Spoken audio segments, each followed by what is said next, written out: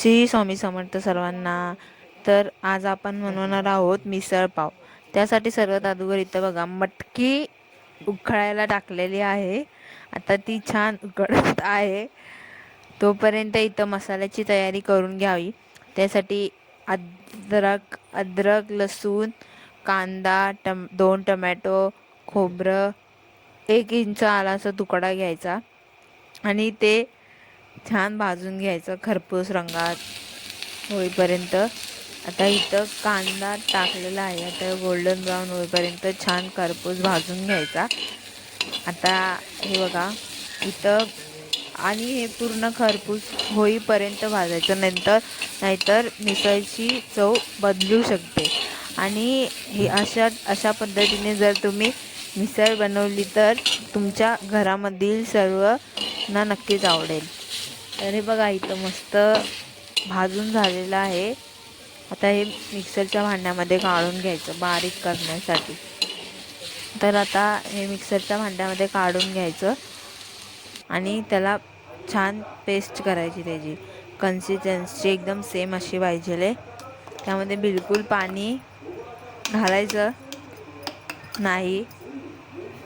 Taste एक number होते. त्यानंतर कढईमध्ये 2-3 चम्मच मोठे तेल टाकायचं आणि त्यामध्ये तो मसाला टाकायचा आणि तो त्याला परतून घ्यायचं तेल सुटेपर्यंत. नंतर त्यामध्ये 1 टेबलस्पून हळद, 1 टेबलस्पून लाल तिखट मसाला, 1/2 टेबलस्पून धना जिरा पावडर. त्यानंतर ते छान मिक्स करायचं. 2-3 मिनटं परतून घ्यायचं. त्याचा जो कच्चापणा असतो तो निघून जाऊन द्यायचा. आणि त्यानंतर घरगुती मसाला टाकायचा. हा घरगुती मसाला आहे तो टाकायचा लाल तिखट वाला आणि तो पण मिक्स करून घ्यायचा छान. आणि तेल सुटेस तोपर्यंत 2-3 मिनटं परतून घ्यायचं.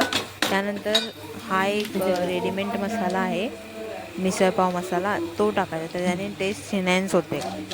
तो टाकलेला आहे. तो पण छान परतून घ्यायचा आहे. तर आता बघू शकता तुम्ही. आता थोड्याच वेळात मिसळला किती छान रंग येईल. तर ते 2-3 मिनटं परतून घ्यायचं छान. तुम्ही एकदा या पद्धतीने मिसळपाव बनवून बघा. तुमच्या घरामध्ये नक्कीच आवडेल सर्वांना. तर आता बघा कलर बघा किती छान येतो आहे मिसळपावला आणि सुगंध तर एक नंबर येतो. असं वाटतं की तेव्हाच खावावं असं एकदम छान येते ते.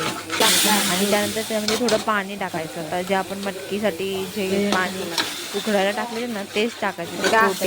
प्रोटीनयुक्त पाणी असतं आणि ते शरीराला चांगलं असतं म्हणून तेच थोडंसं पाणी टाकायचं. त्यामध्ये रिटर्न परतावायचं आणि त्यानंतर मटकीचं पाण्यासकट तुम्ही त्याच्यामध्ये टाकायचं आणि ते सर्व मिक्स करून घ्यायचं. आता गूळ हा थोडासा गूळ टाकायचा चिरून बारीक याच्यामध्ये. त्याने टेस्ट येते. आणि चवीपुरतं मीठ टाकायचं आणि छान मिक्स करून घ्यायचं आणि वरून कोथिंबीर गार्निशिंगसाठी टाकून द्यायची. फॉलो नाही आहे रे, सबस्क्रायबर आहे. आता याला 2-3 मिनटं उकळी आणून द्यायची. बघा छान उकळी आलेली आहे. कशीला बघू शकता उकळी किती छान आहे. बघा आता साईडला एका तवा गरम होण्यासाठी ठेवायचा. त्यामध्ये बटर किंवा तूप काही पण टाकू शकता तुम्ही. तर त्याच्यामध्ये पाव छान ग्रीस करून घ्यायचे आणि भाजून घ्यायचे. कधीही पाव भाजूनच घ्यायचे. आणि इथं बघा किती कट आलाय छान आपल्या इतकी माणसं खायला मिसळ पावला. आणि त्यानंतर गार्निशिंग करायचं. एकदम अशा पद्धतीने तुम्ही नक्की ट्राय करा तुमच्या घरात.